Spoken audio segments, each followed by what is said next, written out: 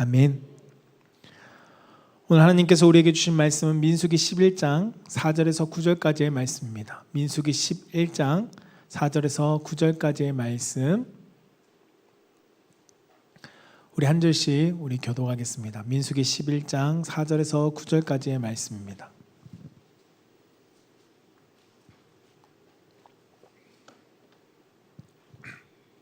우리 한 절씩 교독하겠습니다. 그들 중에 섞여 사는 다른 인종들이 탐욕을 품음에 이스라엘 자손도 다시 울며 이르되 누가 우리에게 고기를 주어 먹게 하랴. 우리가 애굽에 있을 때에는 값없이 생선과 오이와 참외와 부추와 파와 마늘을 먹은 것이 생각나거늘 이제는 우리의 기력이 다하여 이 만나 외에는 보이는 것이 아무것도 없도다 하니 만나는 각지와 같고 모양은 진주와 같은 것이라. 백성이 두루다니며 그것을 거두어 맷돌에 갈기도 하며 절구에 찢기도 하고 가마에 삶기도 하여 과자를 만들었으니 그 맛이 기름 섞은 과자 맛 같았더라. 밤에 이슬이 진영에 내릴 때에 만나도 함께 내렸더라. 아멘. 아멘. 오늘 하나님께서 우리 사랑하는 성도님들과 저에게 주신 말씀은 민수기 11장 4절에서 9절까지의 말씀을 가지고 한번 따라해 봅시다. 탐욕은 원망으로 감사를 잃어버리게 합니다. 네, 탐욕은 원망으로 우리에게 감사를 잃어버리게 한다는 말씀의 제목으로 선포되어질 때 우리의 삶이 탐욕에 붙들려 끌려가는 삶이 아니라 하나님께서 기뻐하시는 믿음의 감사가 넘쳐나는 성도가 되기를 주님의 이름으로 축복합니다. 저를 따라서 한번 고백해 봅시다. 하나님 사랑합니다. 하나님 감사합니다. 네, 이 고백이 우리의 신앙의 고백이 되길 주님의 이름으로 축복합니다. 여러분, 저희 집에는 어린아이들이 있습니다. 그래서 책도 어린아이의 책이 있습니다. 그래서 저희 집에 지금의 아이들은 지금은 좀 성장했는데 3세부터 한 5세까지 읽는 책이 있습니다. 그 아이맘콕이라는 책에 보면 심술 씨앗이 자라나요 라는 책이 있습니다. 이 책의 내용은 무엇이냐면 아이의 마음속에 생겨나는 심술의 심술을 씨앗에 비유해서 기록해낸 동화입니다. 그래서 양보하기보다 내 마음대로 하고 싶은 마음을 가질 때 그 심술의 씨앗이 커져가고 그 심술이 자라나서 이제는 그 심술이 나에게만 있는 것이 아니라 다른 친구에게도 씨앗이 떨어져서 점점점 퍼져서 서로 양보하지 않는 내용을 기록하고 있습니다. 그래서 이 책에 담고 있는 내용은 무엇이냐면 아이들에게 심술과 욕심으로 행동을 하기보다 너희들의 감정을 바르게 표현하는 것이 필요하다는 내용을 담고 있는 어린아이 교육 책입니다. 동화입니다. 그런데 저는 이제 목회자다 보니까 이 책을 읽으면서 영적인 교훈을 발견하게 됩니다. 그것이 무엇이냐면 죄라는 것은 결코 나 혼자만의 문제로 끝나는 것이 아니구나라는 것을 책을 읽으면서 묵상하게 됩니다. 그림 속의 심술 씨앗은 자라납니다. 그리고 줄기가 생기고 그리고 꽃이 피고 열매가 생깁니다. 그리고 열매에 있던 씨앗이 다른 친구에게 심술의 표현을 할 때 그곳에 그 친구의 마음 가운데 떨어져서 그 친구의 마음 가운데도 심술이 자라납니다. 우리의 죄도 이와 같지 않을까라고 생각됩니다. 죄는 나 혼자만의 죄 가운데 빠지는 것으로 끝나지가 않습니다. 죄는 확산력을 가지고 있습니다. 하와가 선악과를 바라보면서 품었던 욕망, 그 욕망에 하와 한 사람으로 끝난 것이 아니라 결국 아담에게까지 영향력을 끼친 것을 우리는 성경을 통해서 발견하게 되죠. 죄는 한 사람의 마음에서 시작되었지만 그 영향은 관계와 공동체 안으로 점점 퍼져가는 것을 우리는 우리의 삶을 통해서도 발견하게 됩니다. 오늘 본문 말씀의 내용은 그 상황과도 아주 비슷해 보입니다. 이스라엘 백성들 가운데 출애굽한 그들이 시내 산에서 1년 동안 머무르며 하나님의 말씀도 받고 성막을 짓는 법과 그리고 성막을 건축하는 모든 과정을 거쳤습니다.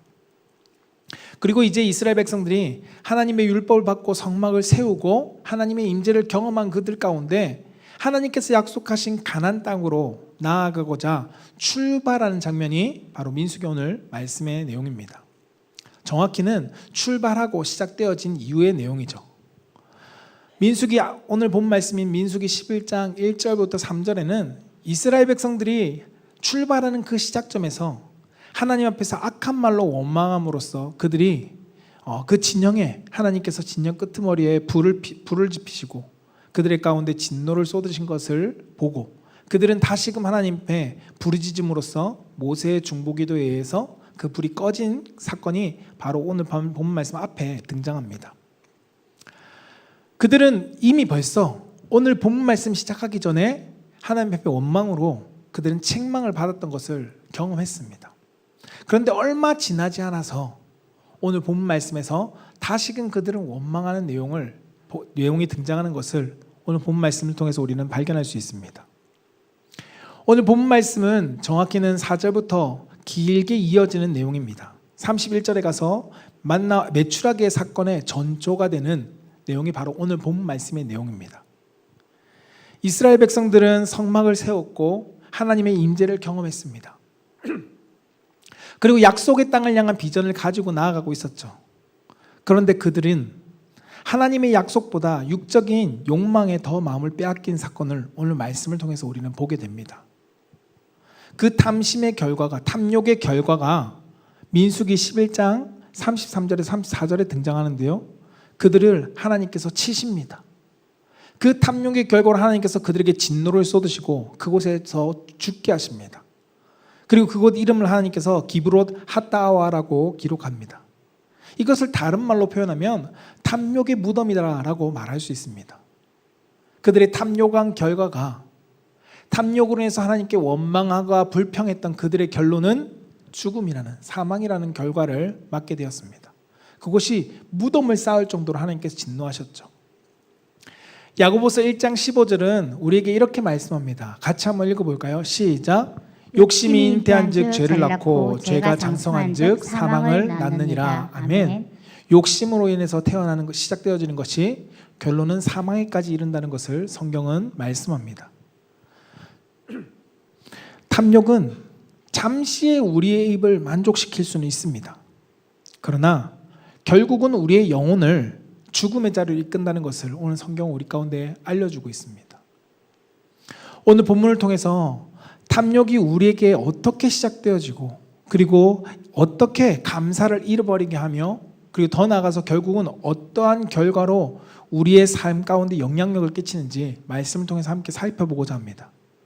여러분, 탐욕의 자리는 결국은 사망입니다. 우린 사망에 이르지 않기 위해서 오늘 말씀을 통해서 발견하고 우리의 삶이 탐욕의 삶이 아니라 하나님께서 기뻐하시는 그 믿음의 삶을 추구하며 살아갈 수 있는 성도가 되기를 축복합니다. 그 첫 번째가 무엇이며 함께 따라해 봅시다. 탐욕에 물들지 말아야 합니다. 네, 탐욕에 물들지 말아야 한다는 것입니다. 오늘 4절 말씀 민수기 11장 4절 함께 읽어볼게요. 시작. 그들 중에 섞여 사는 다른 인종들이 탐욕을 품음에 이스라엘 자손도 다시 울며 이르되 누가 우리에게 고기를 주어 먹게 하랴. 아멘. 여러분, 이번 사건의 탐욕, 그 탐욕의 시작은 이스라엘 백성들 가운데 섞여 있던, 여기서 말하는 것처럼 다른 인종의 사람들이었습니다. 개역 한글에서는 잡족들이라고 말하죠. 그들로부터 비롯되어졌습니다. 분명히 그들은 출애굽할 때 같이 출애굽했던 사람들입니다. 그러나 그들에게는 이스라엘 백성들, 그들이 가지고 있던 하나님의 언약과 약속에 대한 믿음은 적었습니다. 믿음이 분명하지 않았다는 것입니다. 그들은 광야의 여정 속에서 하나님의 약속을 향한 믿음의 길보다는 힘들고 불편했던 그 애굽을 탈출하고 싶음으로 그들은 나왔던 것입니다. 그런데 애굽을 탈출해서 그들은 자유를 얻은 것 같지만 그들의 삶에 또 새로운 힘듦과 불편한 길이 맞닥뜨려질 때 그들은 불평하기 시작합니다. 애굽에서 종으로서의 있던 삶이 불편해서 그들은 나왔는데 그 광야에서 나아가는 발걸음 속에 편함이 없었다는 것입니다. 그 편하지 않으니까 그들의 삶에 불만이 표출되어지기 시작합니다. 그리고 그들의 불평은 생명을 유지하기 위한 요청이 아니라 그들의 삶 가운데 편안함을 위한 욕심을 향한 그들의 불평이 나온 것으로 오늘 성경은 보게 됩니다. 이들의 불평 속에는 물이 없어서 불평하지 않았습니다. 이들의 불평 속에는 먹을 것이 없어서 굶어 죽음으로써 나타냈던 요청과 불평이 아니었다는 겁니다. 이미 하나님께서는 그들에게 만나를 주셨습니다. 이스라엘 백성들과 그들과 함께하고 있던 오늘 말씀에 나오는 다른 인종들에게도 동일하게 만나를 주셨습니다. 하루하루 살아갈 일용할 양식을 공급해 주시고 그들에게 동일하게 구름과 불기둥으로 하나님께서 인도하시고 계셨습니다. 공급하시고 있었죠. 그러나 하나님께서 주신 일용할 양식에 그들은 만족하지 못했습니다. 하나님이 주신 것은 오늘을 살아갈 수 있었지만 그러나 그들의 마음은 하나님이 주신 것보다 자기들이 원하는 것을 그들은 더 붙들려고 하고 있었다는 것을 성경 우리 가운데 보여주고 있습니다. 이들의 불평은 단순한 필요의 요청을 위한 불평이 아니었습니다. 출애굽기 여정에 보면 물이 없어서 목이 말라서 하나님께 왜 우리에게 물을 안 줍니까? 라고 얘기하는 필요에 의한 요청도 분명히 있었습니다. 그러나 오늘 말씀에 하나님께서 진노하신 이 불평은 그들의 필요의 요청이 아니라 그들의 탐욕을 담고 있는 요청이었다는 것이죠.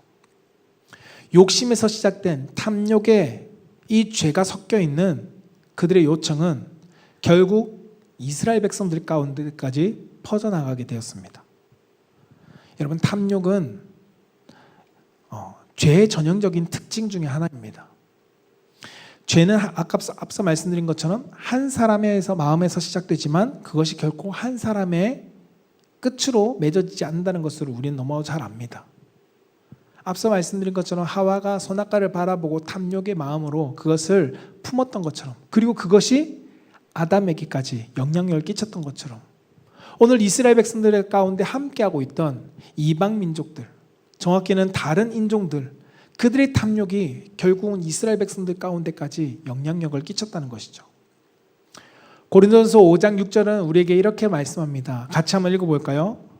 고린도전서 5장 6절 시작. 너희가 자랑하는 것이 옳지 아니하도다. 적은 누룩이 온 덩어리에 퍼지는 것을 알지 못하느냐.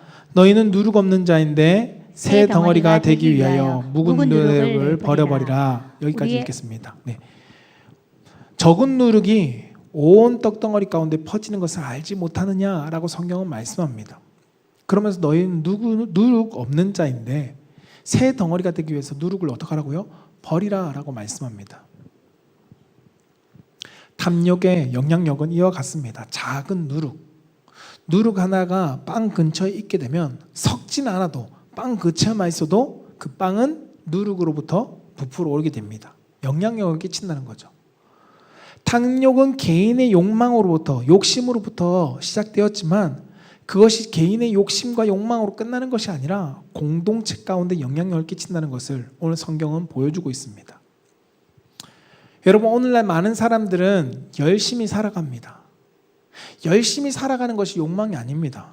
각자만의 소망을 가지고 열망과 간절함을 가지고 최선을 다해 살아가죠. 성경은 우리 보고 열심을 가지고 살아라고 말합니다. 소망을 가지고 간절한 마음을 가지고 여러분들 최선을 다해 살아가라고 말합니다. 그것이 죄라고 말하지 않습니다. 하나님 또한 우리에게 간절함을 가지고 여러분들이 살아가고 그것을 구하라라고까지 말씀하십니다. 그러나 소망과 열망 그리고 간절함이 탐욕과 다른 이유가 있는데 그것은 무엇이냐면 탐욕은 하나님이 정하신 경계, 그 질서를 넘어서 자기의 욕심을 채우려는 마음에서부터 시작되어진다는 것이 문제입니다. 열심히 사는 것이 문제가 아니라 열심히 탐욕으로 바뀌는 것은 하나님이 정하신 질서와 경계를 넘어서서 나의 욕심으로 채우려고 하기 때문에 우린 탐욕으로 바뀌는 것입니다. 그 마음이 하나님보다 앞설 때 하나님이 주신 것을 감사하지 못하게 만들고 불평하게 만들고 욕심을 낳습니다. 그렇기 때문에 탐욕은 죄가 되는 것입니다. 열심히 사는 것이 죄가 아니라 열심히 살아가던 그 삶에서 하나님이 정하신 경계, 그것을 넘어서서 나에게 채우고자 하는 그 욕심이 되어질 때 탐욕이 되어져서 우리는 그것을 죄로 열매를 맺는다는 것이죠. 그래서 야고보서 1장 15절은 우리에게 이렇게 말씀합니다. 같이 한번 읽어볼까요? 시작. 욕심이 잉태한즉 죄를 낳고 죄가 장성한즉 사망을 낳느니라. 아멘. 결국은 욕심은 우리 가운데 욕망으로 우리의 삶을 바꾸고 탐욕으로 우리를 바꾸고 그것이 결국은 사망에까지 이르게 만든다는 것을 성경은 말씀합니다. 여러분, 욕심에서 시작된 죄는 하나님을 신뢰하지 못하게 만듭니다. 하나님께 감사를 상실해버리게 만들죠. 그리고 점점 하나님과의 영적인 거리감을 가지게 만듭니다. 탐욕은 하나님과의 예배의 자리에서 우리를 점점 멀어지게 만들고요, 하나님의 욕망의 대상을 더 따라가게 만듭니다. 하나님을 다른 곳에 둔다는 것이죠. 탐욕이 내 마음 가운데 생길수록 우리는 하나님과 가까이 할 수 없는 삶을 선택해 가게 됩니다. 그래서 성경은 우리 가운데 탐욕에 물들지 말라라고 말씀하는 것입니다. 욕심을 따라 살아가지 말라는 것이죠. 욕심을 따라가지 말고 주님을 따라가야 함을 성경은 우리 가운데 가르치고 있습니다. 시편 119편 11절은 우리 가운데 이렇게 말씀합니다. 같이 한번 읽어볼까요? 시작. 내가 주께 범죄하지 아니하려 하여 주의 말씀을 내 마음에 두었나이다. 또 갈라디아서 5장 16절은 이렇게 말씀하는데요, 내가 이르노니 너희는 성령을 따라 행하라. 그리하면 육체의 욕심이 이루지 아니하리라. 아멘. 세상은 끊임없이 우리 보고 뭐라고 이야기하냐면 이 탐욕에 빠지도록 우리를 유혹합니다. 하나님이 정해놓으신 경계선을 넘어가게 만든다는 거죠. 세상이라 말하면 사단은 말합니다. 조금 더 열심히, 조금 더 너는 소유할 수 있어, 조금 더 너가 얻는 것은 잘못되지 않았어 라고 우리에게 가르칩니다. 더 가져야지, 지금으로 만족이 되지 않잖아, 조금 더 누려야지, 이것으로 만족하지 마, 더 채울 수 있어 라고 우리 가운데 계속 우리를 유혹한다는 것이죠. 여러분, 어려운 형편 속에서 내가 조금 더 풍족한 삶을 살기 위한 것은 죄라고 볼 수 없습니다.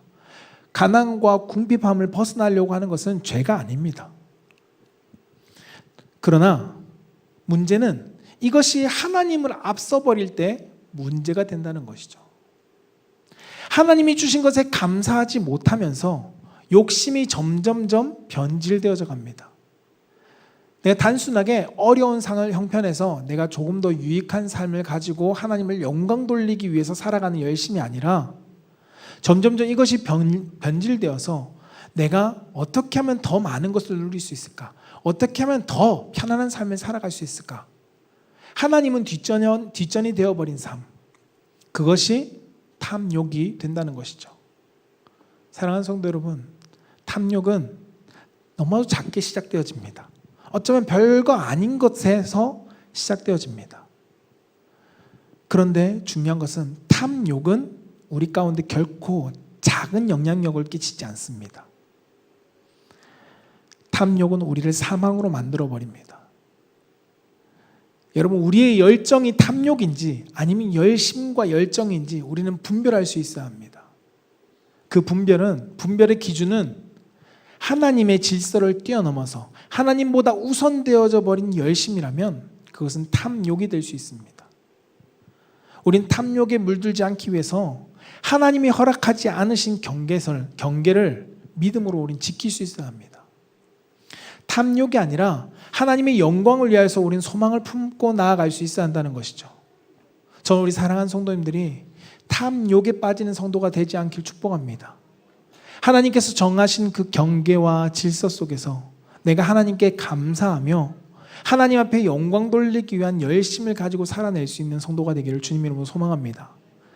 우리의 탐욕이 들어올 때 우리가 탐욕에 감사가 삼켜지면 어떻게 되는지 두 번째인데요. 따라해 봅시다. 탐욕의 감사가 삼켜지지 않게 해야 합니다. 네, 탐욕의 감사가 삼켜지지 않게 해야 한다는 것입니다. 두 번째, 우리가 탐욕은 원망으로 감사를 잃어버리게 하는 두 번째는 이 탐욕은 감사를 삼켜버립니다. 민수기 11장 4절 후반절 말씀을 띄워질까요? 여기 이스라엘 자손도부터 읽어보겠습니다. 5절까지 시작. 이스라엘 자손도 다시 울며 이르되 누가 우리에게 고기를 주어 먹게 하랴. 우리가 애굽에 있을 때에는 값없이 생선과 오이와 참외와 부추와 파와 마늘을 먹은 것이 생각나거늘. 아멘. 여러분, 탐욕은 하나님과 거리를 멀게 만든다고 얘기했습니다. 근데 그것뿐만 아니라 내 마음의 변화를 가져옵니다. 어떠한 변화를 가져올까요? 대표적인 변화가 감사를 상실해버리게 만든다는 거죠. 다른 인종들이 보였던 그 탐욕에 의해서 이스라엘 자손도 물들었습니다. 오늘 본문은 이스라엘 자손도 다시 울었다라고 기록합니다. 이 다시 울었다라는 이 성경의 단어를 공동 번역에서는 불평했다라고 설명하고 있습니다. 탐욕이 들어오자 이스라엘 백성들은 어떻게 했다고? 다시, 왜요? 아까 앞서 말씀드린 것처럼 1절에서 3절에 원망이 벌써 있었거든요. 한번 하나님 앞으로 진노를 당했거든요. 그런데 그거를 금방 잊어버리고 탐욕이 그들 마음 가운데 들어오니까 다시금 하나님께 불평하는, 감사가 사라져버리는 모습으로 전락해버립니다. 하나님께서 베풀어 주신 은혜를 잊어버렸죠. 여러분, 은혜를 잊어버리는 순간 우리는 감사가 사라져버릴 수밖에 없습니다. 로마서 1장 21절은 이렇게 말씀합니다. 같이 한번 읽어볼까요? 시작. 하나님을 알되 하나님을 영화롭게도 아니하며 감사하지도 아니하고. 아멘. 여기까지 읽을게요. 하나님께서는 이스라엘 백성들이 출애굽 여정 속에 끊임없이 하나님의 신실하심을 보여주셨습니다. 어떻게 드러내셨죠? 광야에서, 먹을 것이 없는 광야에서 만나라는 것을 한 끼도 하루도 빠짐없이 매일 공급하면서 하나님께서 양식을 먹이셨습니다. 그리고 그들의 신발과 의복이 헤어지지 않았다라고 성경은 말씀합니다. 40년이라는 기간 동안, 지금은 오늘 1년이라는 기간이지만 1년이라는 기간 동안 신발이 헤어지지도 않았고 낡아지지도 않았습니다.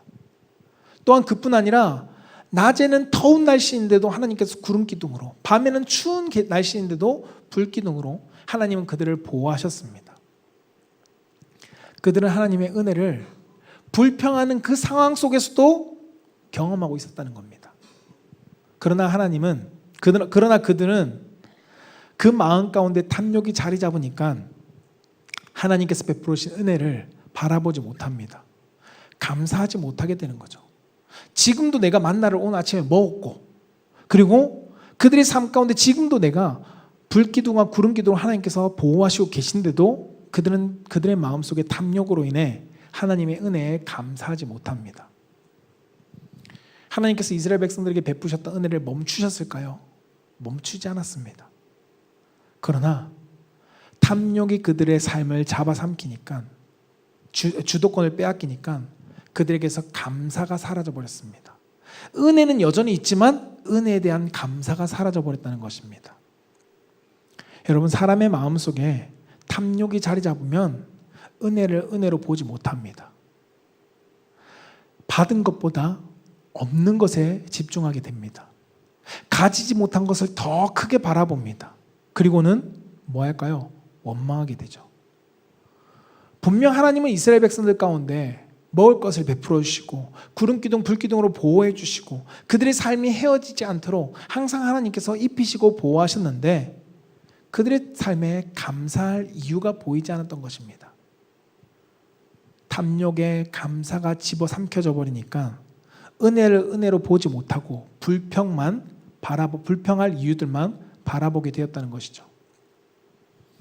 거기에 더하여 이스라엘 백성들 가운데 또 다른 변화가 무엇이면 감사가 사라지니까 은혜를 누리지 못하던 때, 그때를 그들은 더 즐거웠던 것처럼, 더 좋았던 것처럼 그들의 삶을 왜곡해서 생각합니다.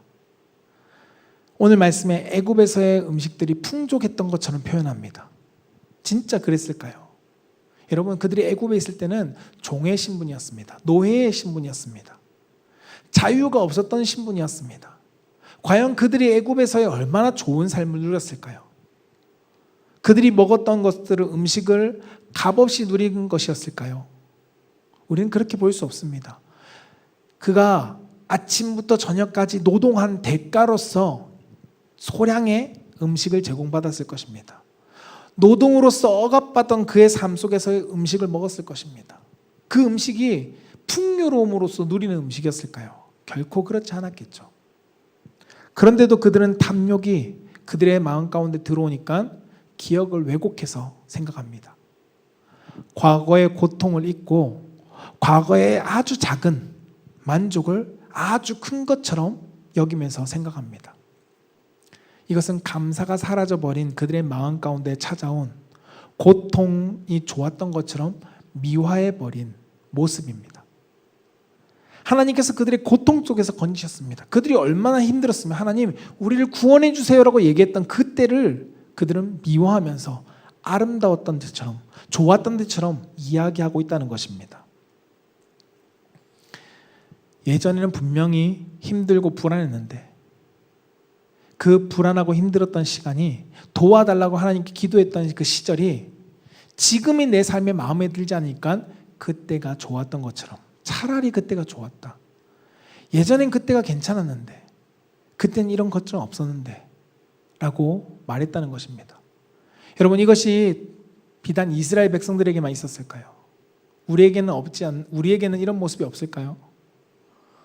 우리의 삶을 돌아보면 하나님 앞에 간구하면서 기도했던 그때의 삶에 하나님께서 우리를 구원해 주셨는데 지금의 삶에 내 마음에 조금 들지 않는 나의 삶을 놓고 내가 탐욕에 빠져버리면 우리는 부족한 것만 바라보면서 옛날에 그때가 좋았는데 라고 이야기해버리기 쉽다는 것입니다. 하나님께서 건져주신 자리에서 우리가 불만만 커져가고 과거의 고통은 잊은 채 과거의 아주 작은 그 만족거리를 전부인 것처럼 우리는 포장해버리기 쉽다는 것입니다.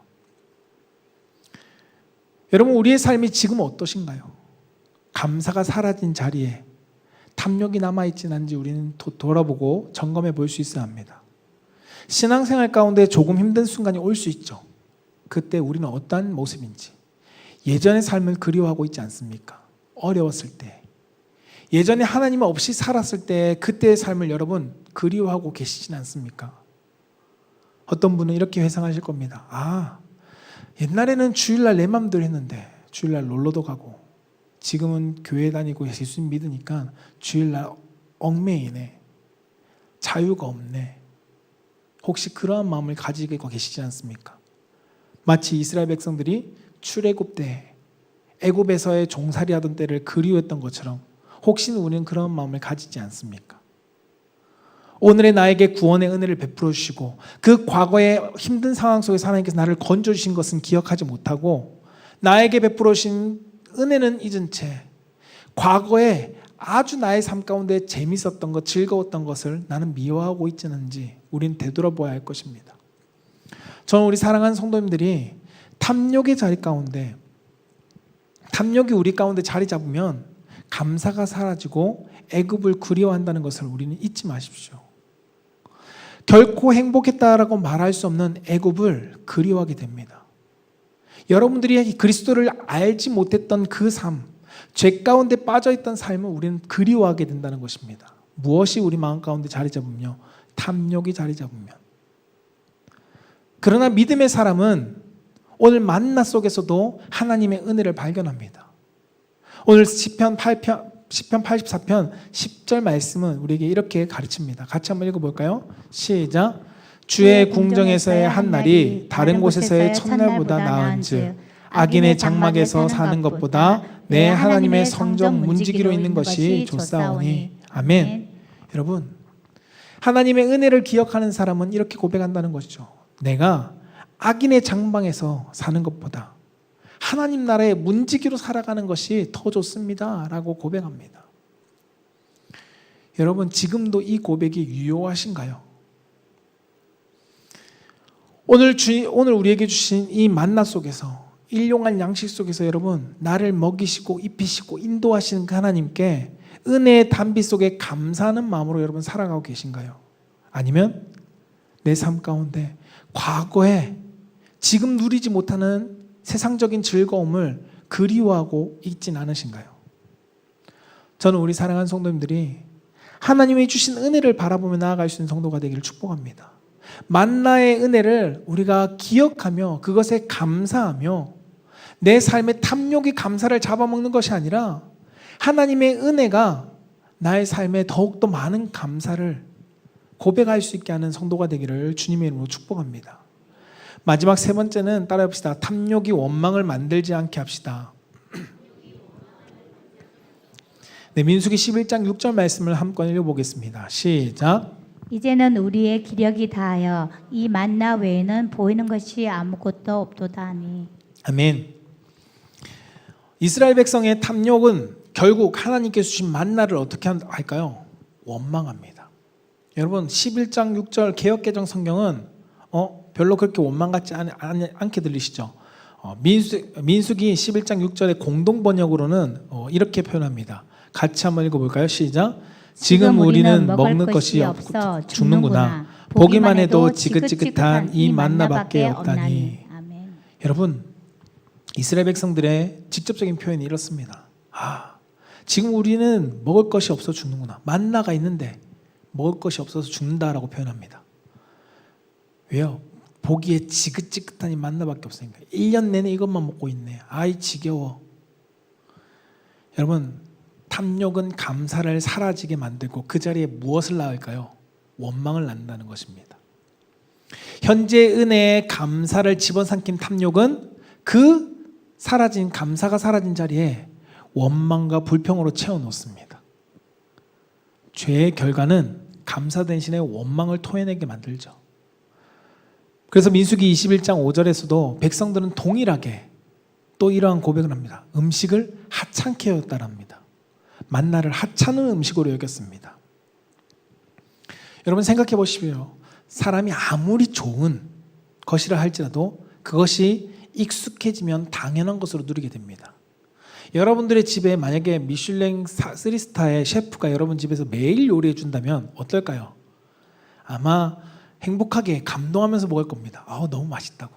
그런데 그것이 1년이 되고 2년이 되고 3년이 되고 5년이 된다면 매일매일 3끼 3때를 다 그걸로만 먹고 지낸다면 여러분 어떠실 것 같습니까?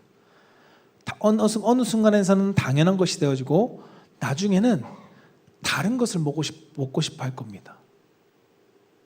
라면 먹고 싶어지고 다른 음식을 먹고 싶어질 겁니다. 남들은 먹어보지 못하는 미슐랭 3스타의 음식이라 할지라도. 사람은 그렇다는 것입니다. 그러나 성경은 이스라엘 백성들이 만나가 아닌 다른 음식을 먹고 싶어하는 그 자체를 문제 삼은 것이 아닙니다. 여러분 우리 마음 가운데 다른 음식을 먹고 싶은 그것이 죄라고 말하지 않는다는 거예요. 외식할 수 있죠. 그런데 고기를 먹고 싶었던 그것이 이스라엘 백성들 가운데 문제가 아니라 문제는 하나님이 주신 은혜에 대한 감사를 상실해버렸기 때문에 문제라는 것입니다. 하나님이 주신 은혜에 대한 감사를 상실해버린 채 그들의 마음 가운데는 탐욕으로 가득 채웠기 때문에 성경은 그것을 문제시하고 그들을 책망하고 있는 것입니다. 하나님은 우리에게 필요를 구하라고 말합니다. 여러분 그 필요를 구하라는 것은 우리에게 다른 것을 먹지 말라는 얘기가 아닙니다. 내게 필요하다면 그것을 구하라는 것이죠. 하나님께서 진노하신 이유가 무엇일까요? 다른 고기를 구했기 때문에요? 그것이 결코 아니라는 거죠. 그들은 하나님께서 주신 지금의 은혜를 너무나도 하찮게 여겼다는 것입니다. 아까 앞서 말씀드린 것처럼 뭐라고요? 지긋지긋하게 여기고 하찮은 음식으로 하나님의 은혜를 평가해 버렸다는 것이죠. 하나님께서 광야에서 주신 것, 그것이 애굽에서 먹었던 것보다 애굽에서 먹었던 것을 더 낫게 여기면서 하나님의 음식을 깎아내려버리고 하찮게 여겼습니다. 민수기 11장 20절은 그들의 마음을 이렇게 평가합니다. 함께 읽어볼까요? 시작. 냄새도 싫어하기까지 한 달 동안 먹게 하시리니 이는 너희가 너희 중에 계시는 여호와를 멸시하고 그 앞에서 울며 이르기를 우리가 어찌하여 애굽에서 나왔던가 함이라 하더라. 아멘. 하나님께서 이제 메추라기를 고기를 주시는데 언제까지 한 달 동안 3끼 3때를 이제는 메추라기를 주신대요. 만나가 지겨우니까 너는 이제 코에 기름칠하게 고기 먹어봐라 하면서 3끼 3때를 고기를 주십니다. 30일 동안. 근데 그 하나님께 주신 이유가 사랑해서요? 그렇지 않죠. 오늘 20절 중반절에 여호와를 멸시하고 라는 단어가 나옵니다. 이 이스라엘 백성들이 단순히 하나님 저 만나만 너무 지겨운데 하나님께 주신 은혜 만나가 너무 좋은 거 알고 감사합니다. 그런데 하나님 저 고기도 한번 먹고 싶어요 라는 정도가 아니라 하나님을 멸시했다는 겁니다. 하나님을 멸시한 그들의 행동에 대해 하나님께서 진노하시면서 그들에게 너희들이 원하는 대로 한번 채워줄게 라고 말씀하신 것이죠. 이들이 단순히 고기의 문제가 아니었습니다. 이들의 탐욕은 하나님을 멸시하는 행동으로 그 결과를 만들었다는 것이죠. 식욕의 문제가 아니었습니다. 하나님께서 베푸신 은혜를 너무나도 가볍게 여기면서 하나님이 주신 그 일용한 양식에 대한 원망과 죄를 쏟아 놓았다는 것이죠. 이어진 7절에서 9절 말씀에 보면 만나가 어떤 음식인지는 성경을 표현하고 있습니다. 그들이 지긋지긋하다고 말했던 만나는 사실 하나님께서 선하게 그들 가운데 공급해 주신 음식입니다. 그러나 백성들은 그 음식을 불평합니다. 성경은 만나를 하나님께서 날마다 내려주신 은혜라고 표현합니다. 그러나 그들은 그것을 은혜로 여기지 않았습니다. 하나님은 우리에게 요구하시는 것이 무엇일까요? 우리에게 필요를 구하라고 말씀하십니다. 너희들이 고기를 먹고 싶을 때 하나님 우리 만나 너무나도 은혜 채워주셔서 감사합니다. 그런데 하나님 고기도 한번 먹어보고 싶어요 라는 말을 하지 말라는 것이었을까요? 그렇지 않다는 것이죠. 성경은 오히려 우리에게 구하라고 말씀합니다. 마태복음 7장 7절에는 구하라 그리하면 너에게 주실 것이요 라고 말씀하고요. 빌립보서 4장 6절에서는 아무것도 염려하지 말고 다만 모든 일에 기도와 간구로 너희 구할 것을 감사함으로 아뢰라 라고 말씀합니다. 요한복음 16장 24절에는 구하라 그리하면 받을 것이다 라고 말씀하고 있다는 것이죠. 하나님은 우리에게 필요를 구하라고 말씀합니다. 그들에게 고기를 먹는 것이 죄라고 여기 말씀하지 않았습니다. 필요했다면 그들은 구하면 되는 것입니다. 그런데 그 구함의 표현이 하나님의 은혜를 원망과 멸시하는 행동으로 표현하면서 고기를 먹고 싶다라고 얘기했다는 것이죠. 감사하지 못하면서 원망하는 것, 그것은 탐욕이 결과입니다. 여러분, 믿음은 필요를 하나님께 아뢰입니다. 그러나 탐욕은 하나님께서 주신 은혜를 부족하다고 판단하게 만듭니다. 여러분, 믿음은 감사함으로 구하게 만듭니다. 그러나 탐욕은 원망하면서 요구합니다. 동일하게 구하는 것 같아 보이지만 그 믿음과 탐욕의 결과는 다르다는 것이죠. 사랑하는 성도 여러분, 우리의 마음 가운데 무엇이 자리 잡고 있는지 우리는 다시금 점검해 볼 수 있어야 합니다. 하나님 앞에서 나는 원망을 쏟아내놓고 있지는 않는지, 죄를 범하고 있지 않는지 우리는 점검해 볼 수 있어야 합니다. 내 삶에 부족한 것은 있을 것입니다. 하나님께서는 우리에게 항상 만족되는 삶을 주시진 않아요. 내 삶에 부족함이 있을 겁니다. 그런데 그 부족한 가운데 나는 어떻게 하나님 앞에 나아가고 있습니까? 믿음으로써 하나님께 간구하며 나아가십니까? 없는 것에 대하여 원망과 불평하며 하나님 앞에 나아가고 계십니까? 우리는 원망할 것이 아니라 나보다 나를 더 잘하신 하나님께서 때에 맞게 공급해 주신다는 그 신뢰함을 가지고 살아갈 수 있어야 합니다. 저 우리 사랑하는 성도님들의 마음에 탐욕이 자리 잡는 것이 아니라 그 결과 원망을 하나님께 쏟아내는 것이 아니라 날마다 내 삶 가운데 필요에 따라 공급해 주신 하나님께 감사하며 하나님을 신뢰하며 하나님께 은혜를 구하며 나아가는 성도가 되기를 주님 이름으로 축복합니다. 말씀을 정리하고자 합니다. 여러분, 예수님께서는 광야에서 시험 받으실 때 육신에 필요한 것들을 놓고 시험을 당했습니다. 하나님의 뜻을, 그러나 예수님은 하나님의 뜻을 더 신뢰했고 욕망을 채우려고 하지 않았습니다. 하나님의 순종하는 길을 선택했죠. 여러분, 탐욕은 우리에게 마음을 서서히 하나님과 멀어지게 만듭니다. 하나님 영적인 모든 것을 우리의 삶은 그 결과 영적인 모든 것을 바꿔놓죠. 이스라엘 백성들 가운데 세상의 분위기에 따라 그들의 흐름 속에 탐욕에 물들었습니다. 탐욕에 물든 결과 그들은 예수님과 같은 선택을 한 것이 아니라 하나님께 순종하는 길을 선택한 것이 아니라 하나님 앞에 원망을 쏟는 길을 걸어가게 되었습니다. 여러분, 우리는 분별할 수 있어야 합니다. 내 삶에 악한 흐름이 나를 유혹하고 있지 않는지 우리는 분별할 수 있어야 합니다. 하나님의 은혜 속에 하나님은 항상 공급해 주십니다.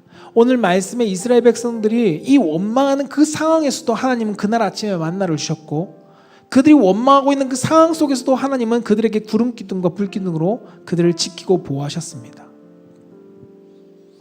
여러분, 그런데 우리는 무엇을 바라보고 있습니까? 우리에게 없는 것을 바라보고 있지는 않은지, 우리에게 부족한 것에 대한 우리 탐욕의 결과로 하나님께 원망을 쏟아내놓고 있지 않는지 우리는 한번 되돌아볼 수 있어야 합니다. 하나님은 지금도 우리에게 만나를 공급해 주고요, 지금도 하나님의 은혜를 우리 가운데 비추어 주고 계십니다.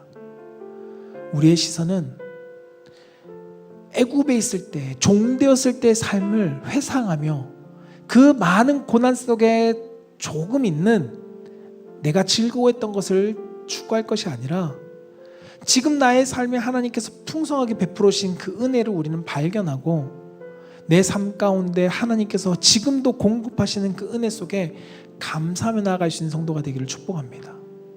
여러분, 탐욕은 원망을 낳고 원망은 우리에게서 감사를 뺏어갑니다. 그러나 우리의 삶 가운데 믿음은 하나님의 은혜를 발견하게 되고 그 은혜를 발견한 삶은 하나님께 감사함을 고백하며 살아가게 합니다. 저는 우리 사랑하는 성도님들이 하나님의 은혜 앞에 우리가 믿음으로 바라볼 수 있는 성도가 되기를 축복합니다. 그리고 그 나의 삶에 하나님께서 가장 잘 아시는 하나님께서 공급하시고 채워주시고 나를 인도하신다는 것을 신뢰하며 그 삶에 감사로 고백하는 성도가 될 수 있기를 주님의 이름으로 축복합니다.